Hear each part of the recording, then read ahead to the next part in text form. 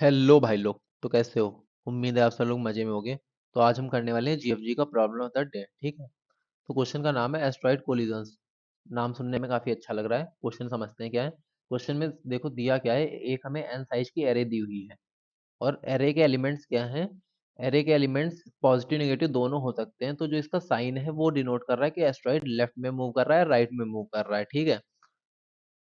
और ये जो इसका मैग्नीट्यूड है ये डिफाइन कर रहा है कि एस्ट्रॉइड का साइज क्या है। तो इसमें कुछ क्वेश्चन को पढ़ के कुछ चीजें और क्लियर करते हैं। ठीक है।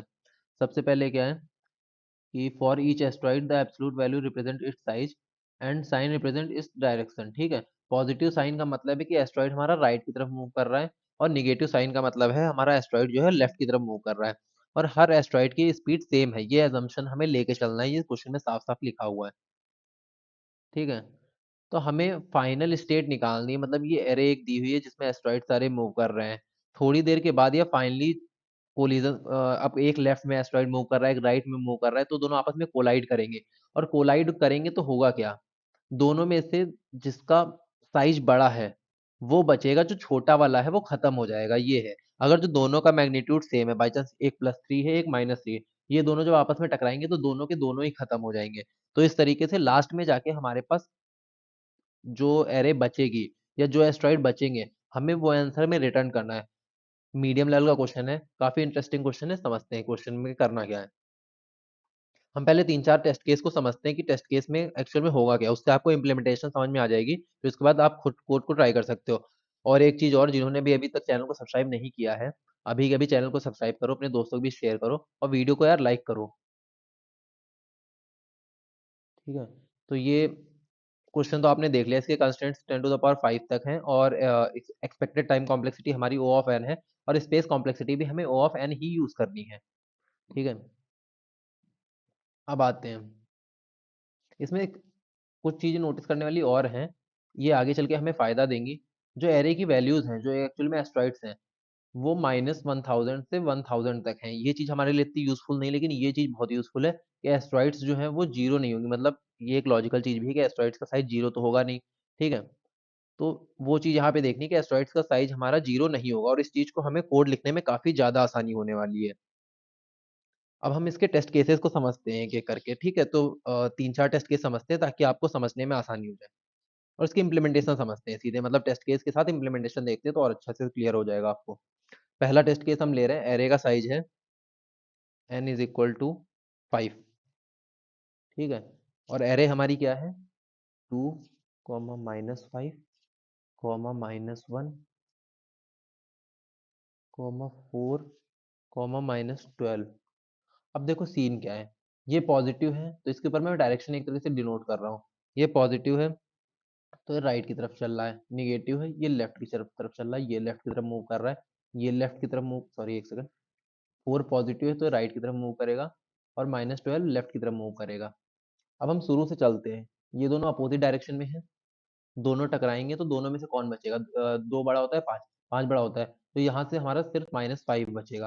अब इस कोलिजन के बाद हमारे पास रिजल्टेंट एरे क्या होगी? रिजल्टेंट एरे हमारे पास ये हो जाएगी। इनके डायरेक्शन डिनोट कर लेते हैं। अब देखो यार, इसके लेफ्ट में कोई भी ऐसा थोड़ी ना जो राइट में मूव कर रहा है, यही कंडीशन इसके साथ भी है। तो ये दोनों तो अब किसी से टकराएंगे ही नहीं। तो इन दोनों को हटाओ, आगे बढ़ते हैं। 4 हमारा राइट की तरफ मूव कर रहा है।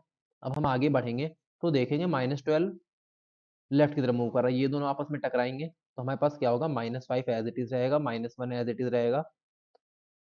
4 और -12 में सिर्फ -12 बचेगा, 4 खत्म हो जाएगा क्योंकि उसका साइज छोटा है। ये हमारा फाइनल आंसर होगा। ठीक है।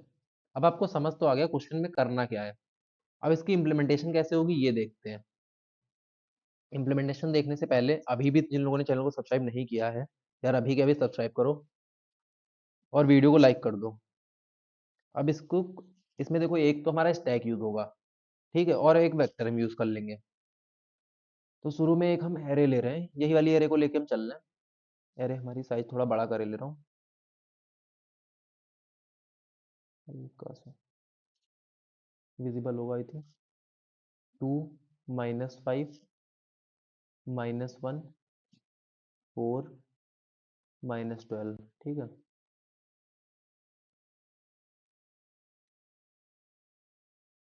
ये चीज ये हमारी एरे दी हुई है, साइज इसका आप एज्यूम कर लो कि दिया है 5। इतनी चीजें नहीं लिख रहा हूँ, ठीक है। अब एक तो हम स्टैक ले लेंगे जो शुरू में एम्प्टी होगा, ठीक है, ये हमारा स्टैक है। और एक आंसर नाम की एरे, या इसे वेक्टर बोल लो, ये वेक्टर होगा हमारा, ठीक है। अब शुरू में क्या है, देखो, एक चीज तो आप जानते हो कि जो भी हमारे, अगर जो कोई भी लेफ्ट में मूव कर रहे हैं, अगर जो लेफ्ट में मूव कर रहा है, मतलब इसका डायरेक्शन हमारा एक तरीके से लेफ्ट है, और इसके अगर जो ये भी, ये जो टू है, ये अगर जो नेगेटिव है, ये भी लेफ्ट में मूव करता, तो ये किसी से टकराता नहीं। ये कब टकराएगा, जब इसके लेफ्ट में कोई ऐसा एस्ट्रॉइड है जो इसके अपोजिट डायरेक्शन में मूव कर रहा है। तो इस प्रॉपर्टी को बहुत ही ध्यान से आप लोग मतलब याद रखिएगा, क्योंकि ये बहुत ही इंपॉर्टेंट प्रॉपर्टी है, इसी पे ही पूरा क्वेश्चन बेस्ड है, ठीक है। देखो, दो पॉजिटिव है, तो दो को हम स्टैक में डाल देंगे सबसे पहले। दो को स्टैक में डाल देंगे क्योंकि ये राइट की तरफ मूव कर रहा है, ये आगे जाके टकरा सकता है किसी से, ठीक है। अब फिर इसके बाद अगले स्टेप में हमारे पास आया 5, अगले स्टेप में आया 5। तो उस केस में क्या होगा, 5 मूव कर रहा है लेफ्ट में और हमारा स्टैक है भरा हुआ, मतलब राइट में मूव करता हुआ कोई एस्ट्रॉइड प्रेजेंट है। तो इस केस में हम इसे पॉप करेंगे दो को, और एक तरीके से 2 और -5 को कोलाइड करा देंगे या भिड़ंत करा देंगे, जो भी आप समझो। जब ये दोनों आपस में टकराएंगे तो इसमें बचेगा क्या, इसमें बचेगा -5, क्योंकि इसका साइज बड़ा है। अब -5, इस समय स्टैक खाली है और बचा है -5, तो ये सीधे के सीधे हमारा आंसर में आ जाएगा, क्योंकि -5 के अब लेफ्ट में कोई भी नहीं बचा है। लेफ्ट में अगर जो कोई भी प्रेजेंट होता तो पॉजिटिव, मतलब लेफ्ट में अगर जो कोई भी पॉजिटिव नंबर होता जो राइट में मूव कर रहा है, जिसका मतलब, तो वो यहाँ पे हमारे स्टैक में होता ना। स्टैक खाली है और अभी नंबर है निगेटिव, मतलब ये है कि ये किसी से अब टकराएगा नहीं और ये लास्ट तक बचा रहेगा। तो इसे हम सीधे के सीधे आंसर में पुश करे दे रहे हैं, ठीक है। अब आया -1, यही कहानी सेम इसके साथ भी होगी। स्टैक खाली है, -1 के लिए भी, -1 के लिए भी स्टैक खाली है, तो इसको भी सीधे हम आंसर में पुश कर देंगे। -1 हो गया, 4 आया, 4 पॉजिटिव नंबर है, देखो यार, 4 पॉजिटिव नंबर है, तो इसे हमें स्टैक में पुश करना पड़ेगा। अगले स्टेप में क्या होगा, स्टैक में हमारा आ जाएगा 4। इसके बाद अगला स्टेप आया -12 वाला। अब -12 है तो सिंपल सी बात है, 4 को पुश करेंगे, सॉरी, पॉप करेंगे, और 4 और -12 की भिड़ंत करा देंगे या कोलाइड करा देंगे, जो भी आप कहो। अब ये दोनों जब आपस में लड़ेंगे, साइज किसका बड़ा है, 12 का, तो यहाँ से बचेगा -12, -12 है, स्टैक है खाली, हमारे पास फाइनल आंसर क्या हो गया, -12। यही हमारा फाइनल आंसर आ रहा था, और यहाँ पे भी हमारा फाइनल आंसर यही आ गया है, ठीक है। क्वेश्चन आपको समझ में आ गया है? अगर जो यहाँ तक आपको समझ में आ गया है, तो अभी के अभी आप चैनल को सब्सक्राइब करो और जाके खुद ट्राई करो, और जो नहीं होता है तो दोबारा आना। मैं एक टेस्ट केस आपको और बताऊंगा, उसके बाद हम कोड देखेंगे, ठीक है। और भी आपके जो भी दोस्त हैं जो आपके प्रॉब्लम ऑफ द डे करते हैं या कोडिंग में इंटरेस्टेड है, उनको चैनल जरूर शेयर करो। इसके बाद अगला टेस्ट केस लेते हैं। देखो, 2-3 टेस्ट केस ले लेते हैं, इससे क्या होता है, हमारा कॉन्सेप्ट बहुत ज़्यादा क्लियर हो जाता है, उसके बाद हम खुद कोड कर सकते हैं। और अगर जो उसके बाद भी आपको कोई डाउट आता है, तो मैं तो हूँ ही कोड कराने के लिए, ठीक है।